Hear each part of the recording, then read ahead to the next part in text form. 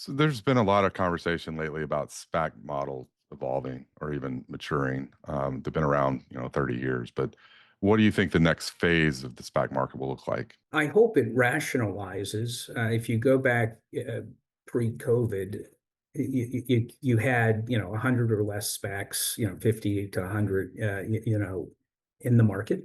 We peaked at just north of 700 in April of 22. I mean, we know how that ended. That's too many deals, too much money, not enough competent sponsors.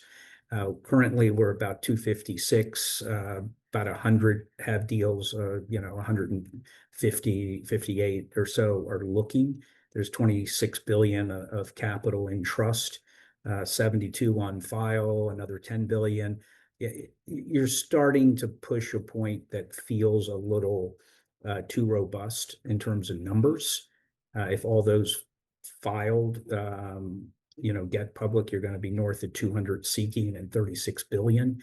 If you think about a 3 or 4x multiplier in terms of trust to deal size, you're talking 150 million billion of deals.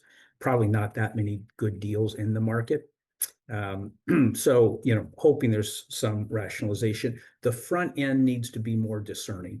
So those investors on the front end need to discern a little, given the instrument and the guaranteed return and the interest that accrues.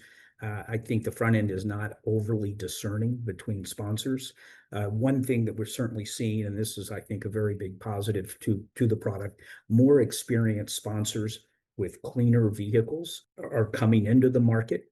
And I think the good ones will be able to not only have a clean vehicle, but they'll be able to provide capital alternatives, i.e., pipe sources to help fund these deals correctly.